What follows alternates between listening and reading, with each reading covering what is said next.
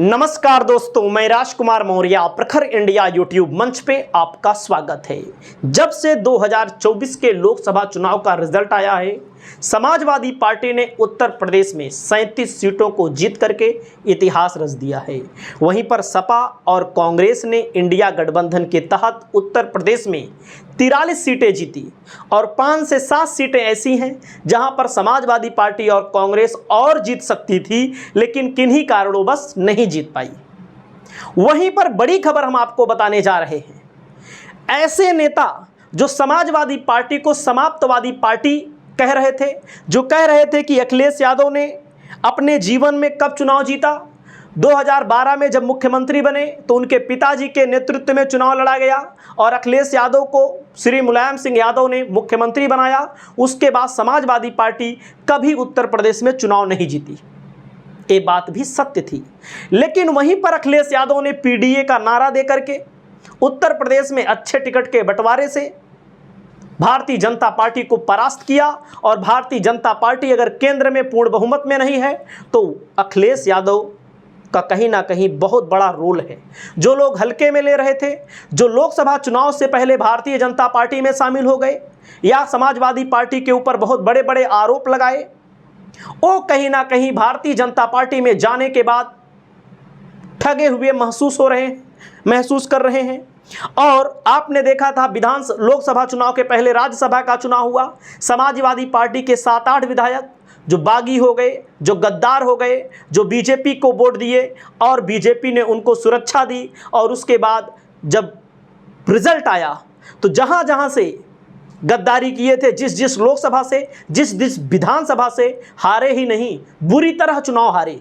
अब आप ये समझ सकते हैं, वहीं पर बड़े बड़े नेता, चाहे पल्लवी पटेल हो, चाहे स्वामी प्रसाद मौर्य हो, ऐसे कितने पूर्व मंत्री हैं, पूर्व विधायक हैं, पूर्व सांसद हैं, फलाना है, धमाका है, सब सपा में वापस आना चाहते हैं। और सबसे बड़ा नाम अगर कोई आ रहा है तो अखिलेश यादव के सौतेले भाई हैं प्रतीक यादव।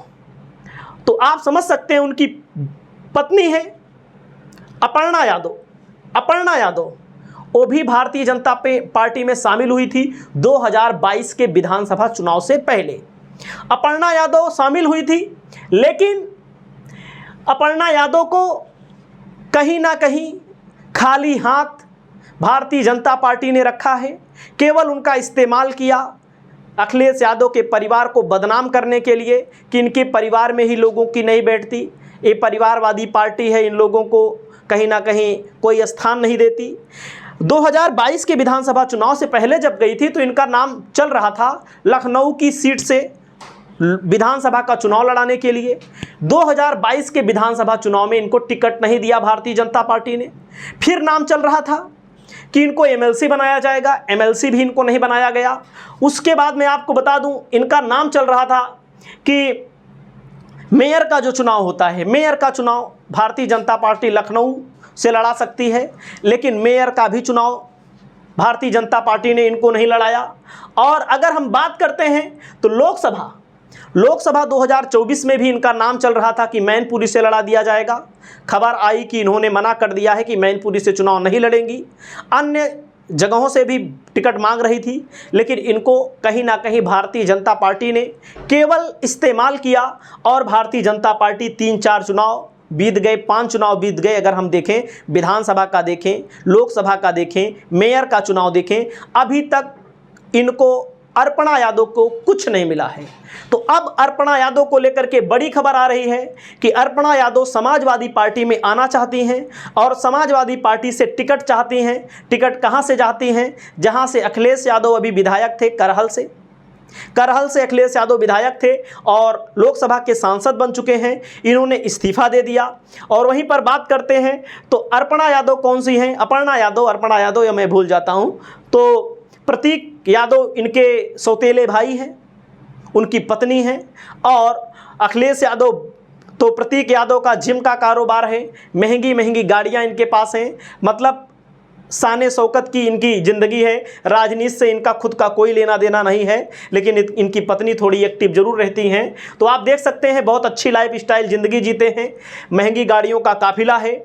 वहीं पर शिवपाल सिंह यादव से मुलाकात होती है, तो शिवपाल सिंह यादव के इस मुलाकात से एक कयास लगाए गए कि शिवपाल सिंह यादव जैसे समाजवादी पार्टी में वापस आए, क्योंकि इन्होंने अपनी खुद की पार्टी बनाई थी, प्रगतिशील समाजवादी पार्टी, कोई सफलता नहीं मिली और शिवपाल यादव समाजवादी पार्टी में शामिल हुए और अपनी पार्टी का विलय कर दिया उन्होंने।